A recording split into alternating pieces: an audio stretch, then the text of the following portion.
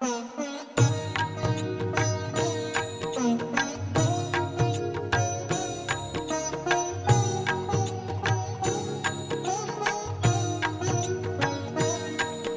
નિષ્ઠા। જય સ્વામિનારાયણ બહેન, કોઈ આગંતુકે ફળીમાં પ્રવેશતા કહ્યું, જય સ્વામિનારાયણ મહારાજ, ક્યાં રહેવું? ઘરના ઉંબરા પાસે ઊભા ઊભા જ બાઈએ પૂછ્યું। બહેન, રહીએ હિએ તો ઠેઠ વડનગર અને વિસનગર તરફ, પણ દેશાવરમાં ફરતા ફરતા આ બાજુ આવ્યા છીએ। અમારે બ્રાહ્મણને તો ભીખ માગવી અને ભેળું કોઈનું ભલું થાય એમ કરવું। કોઈ માણસને સારી વાત કરી એના દુઃખમાં ભાગ લેવો એ અમારું બ્રાહ્મણ ભાઈનું કામ છે। મહારાજે વાત વિસ્તારતા કહ્યું, સારું સારું મહારાજ, જરા જોશ બોશ જાણો છો? બાઈએ જિજ્ઞાસાથી પૂછ્યું। હા બહેન, હું જ્યોતિષ ભણ્યો છું। જોશ જોવા એ મારો વિષય છે। હું મારા અનુભવથી કહું છું કે મારો જોયેલ જોશ લગભગ ખોટો પડતો નથી। તમારે કાંઈ જોવરાવવાનું છે? જોવરાવવું હોય તો બોલો, હું તમને જે કહેશો તે જોઈ આપીશ। ઓસરીની કોર પર આસન જમાવીને વાતની જાળ વિસ્તારવાનો લાગ જોઈ મહારાજે પોતાની માયા રચવા માંડી। બાઈ પણ મહારાજના આ વચનો સાંભળી કાંઈક આશાથી અને કાંઈક શ્રદ્ધાથી વાતો કહેવા લાગી। મહારાજ, ભગવાનની દયાથી ધંધાન્યથી અમારું ઘર ભર્યું છે। સારું દૂજાણું છે, કોઈ વાતની ખામી નથી, પરંતુ ઘરમાં બાળા સાદની ખોટ છે। મહારાજ, મારા કર્મમાં દીકરો હશે કે કેમ એ ખબર પડતી નથી। ઘણી માનતા માની, વળી બાધા પણ લીધી, છતાં હજુ કાંઈ ભગવાનની મહેર થઈ નથી। તો પછી મહારાજ તમારા ટીપણામાં મને થોડું જોઈ આપશો કે મારા નસીબમાં દીકરો હશે કે નહીં હોય? બાઈએ પોતાના અંતરની વેદના વ્યક્ત કરી। બાઈના બળબળતા વેદના ભર્યા વચનો સાંભળી બ્રાહ્મણે ખડિયામાંથી ભૂંગળું કાઢ્યું, એને ઉખેડીને લાંબુ કરીને જોવા માંડ્યું। હાથના વેઢે અને આંગળીના ટેરવે ગણતરી કરી થોડી વાર હોઠ ફફડાવ્યા અને ત્યાર પછી લમણે હાથ મેલી ઉદાસ બની બાઈ સામું જોઈ ઉપલક લાગણી બતાવી કહેવા લાગ્યો, બહેન, તમારું ભાગ્ય મેં ટીપણામાં જોયું। દુઃખ સાથે મારે કહેવું પડે છે કે તમારા કર્મમાં દીકરો હોય એમ મારા જોવામાં આવતું નથી, કારણ કે તમારા ઉપર શનેશ્વર ગ્રહની દૃષ્ટિ વાંકી છે ને વક્રદૃષ્ટિ સાથે પનોતી પણ છે। બાઈના મોંઢા પર બદલાતા જતા ભાવ વાંચી આ ભોગ ભટ્ટે આબાદ જાળ પાથરવા માંડી। લૂંટાય એટલું લૂંટી લેવાના દાવપેચ ગોઠવવા માંડ્યો।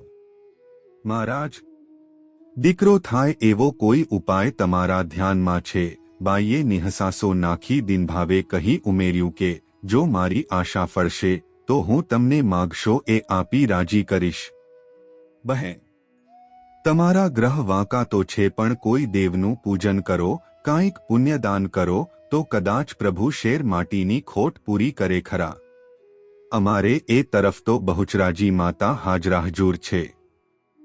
માતાએ માંદાને સાજા કર્યા છે, ઘણાને ઘરે પારણા બંધાવ્યા છે, દુઃખ નિવાર્યા છે।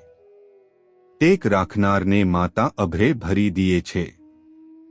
તમે પણ માતાની ટેક રાખો, પૂજન તથા નિવેદ કરો તો જરૂરી માતા તમારે ઘરે ઘોડિયું બંધાવશે। હું તો કોઈકનું દુઃખ સાંભળી હિતની વાત કરું। ઠીક લ્યો બેનબા, જય સ્વામિનારાયણ એમ કહી આબાદ પાસો નાખી જવાની તૈયારી કરતો હોય એમ પોતાનો ખડિયોને લાકડી લઈને ઊભો થયો। મહારાજ, આમ ઉતાવળ કા કરો? જરા બેસો તો ખરા। માતાના નિવેદ અને પૂજાપાનું શું ખર્ચ થાય? બીજું કાંઈ કરવું પડે તો પણ ખુશીથી કહેજો, હું તમને માગશો એ બધું આપીશ। પોતાનો પાસો સવળો પડ્યો જાણીને મહારાજે એક પછી એક પાસા નાખતા જણાવ્યું, જુઓ બહેન, માતાજીને ચૂંદડી ચડાવવા સારું લુગડું જોઈએ, એક નાળિયેર, સવા શેર સાકર, સવા 25 રૂપિયા નિવેદના અને બીજો ₹30 પૂજાનો ખર્ચ થાય। સોનાનું છત્ર ચડાવવું હોય તો તેનોય ખર્ચ થાય, પણ એ હમણાં નહીં, દીકરો થયે વાત। જેવું પુણ્ય કરીએ એવું પામીએ. દીકરાની આશાથી કોડભરી બાઈ કહેવા લાગી, લ્યો આ ₹25 નિવેદના. આ સાવ નવી રેશમની સાડી માતાજીને ચડાવવા માટે. બહેન, તમે માતાજીને તો ઘણું આપ્યું, પણ મારા જેવા ગરીબ બ્રાહ્મણને કાંઈક શીખબીખ નહીં આપો. ટીપણા ઉપર તો કાંઈક મૂકશો ને. ગીધ દૃષ્ટિથી લાલચું મહારાજે પ્રસ્તાવ મૂક્યો. લ્યો મહારાજ, આ ₹11 ટીપણા ઉપરને તમને સવા મણ બાજરો. થાવ રાજી, બ્રાહ્મણના દીકરા છો ને. જાવ માતાને જરૂર પ્રાર્થના કરજો કે અમારે ત્યાં દીકરો થાય. ઉદાર બનેલી બાઈએ મોં માગ્યું આપી બ્રાહ્મણને રાજી કરતા જણાવ્યું. બહેન, તમારે એક આખડી ટેક રાખવી પડશે. સંકેલો કરતા બ્રાહ્મણે કહ્યું. શું રાખવું? બાઈએ આતુરતાથી પૂછ્યું.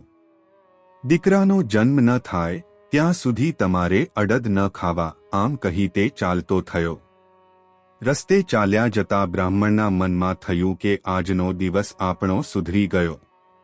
સ્વામિનારાયણિયા ક્યાંય હેતરાય નહીં, પણ આ બાઈ સાવ ભોળી તો ખરી. આવું રોજ મળી જાય તો આપણા તો ગ્રહ સીધા થઈ જાય. સૌરાષ્ટ્રની ગહન ગીરમાંથી ડુંગરાઓના પેટાળ તોડી ઝાડના મૂળિયાને ધોતી ઘુમરીઓ ખાઈ વાંકાચૂકા વળાંક લઈ ઉગમણી બાજુએ આવેલા ગોહેલવાડમાં પ્રવેશતી ધાત્રવાડી નદી આળસ મરડીને જ્યાં વળાંક લીએ છે, ત્યાં જ આથમણી બાજુએ દેતડ નામે ગોકુળિયું ગામ વસ્યું છે. ગામમાં કણબી પટેલિયાની વસ્તી છે. સૌ પ્રગટ ભગવાન શ્રી સ્વામિનારાયણના આશ્રિત છે ને વહેવારે સુખિયા છે. હાથણી જેવી ભેંસોના દૂજાણા, સવારમાં હાશુના ઘમકારાને ઘંટીના ઘરેરાટ સાથે મધુરા સૂરથી કીર્તનો બોલાય, એથી ગામનું વાતાવરણ ભક્તિભર્યું લાગે. આ ગામના વેકરિયા ગોપાલભાઈ બપોરે જમીને ઘરની ઓસરીમાં વિશ્રાંતિ લેવા સૂતા છે.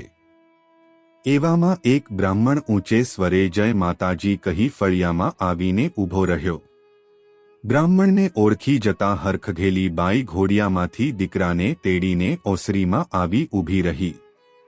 પછી તો કહેવું જ શું. એ તો બ્રાહ્મણ સામે બેસી ગઈને બ્રાહ્મણ માતાના પરચા ગાવા માંડે છે. થોડી વાર આ જોઈ રહીને યુવાને પૂછ્યું, મહારાજ ક્યાંથી આવો છો?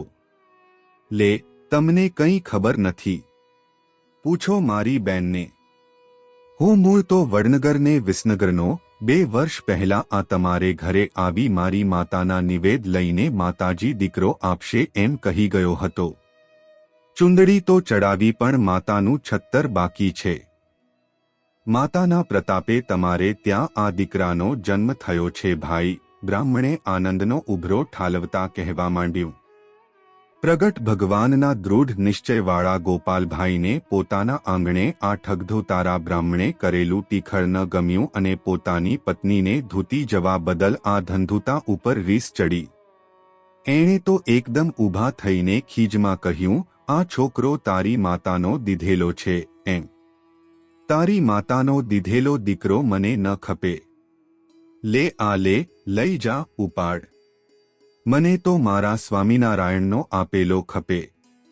જટ ઊભો થા, હાલ નકર આ પરોણો તારા વાંસામાં પડશે ને થઈ જઈશ ભેગો સમજ્યો.